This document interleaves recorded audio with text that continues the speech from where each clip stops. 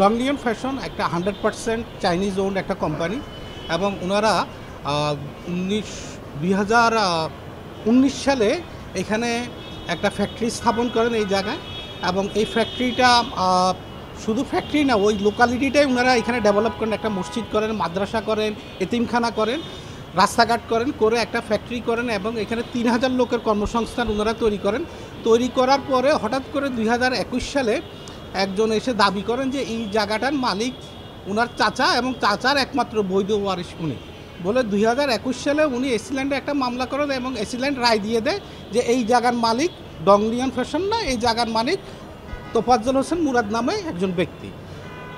এই রায়ের পর থেকে এই যে আমার যে ফরেন ক্লায়েন্ট ডংলিয়ন ফ্যাশন, ওনার প্রতি প্রচণ্ড চাপ তৈরি হয়। ওনার বিভিন্ন জায়গা থেকে ওনার কাছে আসে, দেন দরবার হয়, ওনার থেকে টাকা চাওয়া হয়।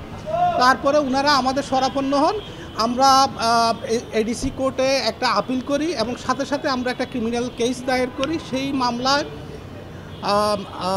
রামপুরা থানা বিস্তারিত তদন্ত করে এবং যেই মৃত্যু সনদের উপর ভিত্তি করে উনি মালিকানা দাবি করেছেন তোফাজ্জল হোসেন মুরাদ, সেটার সঠিকতা যাচাই করেন। যাচাই করে দেখা যায় যে ওই মৃত্যু সনদটি জাল, সম্পূর্ণ জালিয়াতের মাধ্যমে তৈরি করা একটা মৃত্যু সনদের মাধ্যমে উনি মালিকানা দাবি করে এই চাইনিজ কোম্পানির কাছে উনি কোটি কোটি টাকা দাবি করেন। তো তারপরে আমরা যখন এই পুরো ফ্যাক্টটা মাননীয় এডিসি আদালতের সম্মুখে আনি, উনি এটা নিশ্চিত হন যে যে মৃত্যু সনদ মূলে এসিল্যান্ড থেকে রায় প্রদান করা হয়েছিল সেই মৃত্যু সনদটি জাল এবং সেই পরিপ্রেক্ষিতে এসিল্যান্ডের রায়টি উনি বাতিল করে দেন এবং ডংলিয়নের মালিকানা প্রতিষ্ঠিত হয়। এবং এই চাইনিজ যে কোম্পানি যারা এখানে ইনভেস্টমেন্ট করে এখানে কর্মসংস্থান তৈরি করে আমাদের জন্য বৈদেশিক মুদ্রা আহরণ করতেছেন, ওনারা যেন সঠিকভাবে ব্যবসা করতে পারেন এবং এইটা নিশ্চিত করার জন্য মাননীয় আদালত আজকে রায়টি প্রদান করেন। মাননীয় আদালত এখানে যেহেতু আইনি ম্যাটার, মাননীয় আদালত বলেছেন যে এসিল্যান্ড কর্তৃক রায়টি সঠিকভাবে দেওয়া হয় নাই এবং যে মৃত্যু সনদের উপর রায়টা দেওয়া হয়েছে সেই মৃত্যু সনদ যেহেতু তদন্ত শেষে দেখা গেছে জাল, সো ডংলিয়নই বৈধ মালিক। এই সময় কি আদালত কোনো ধরনের অবজারভেশন জানিয়েছে?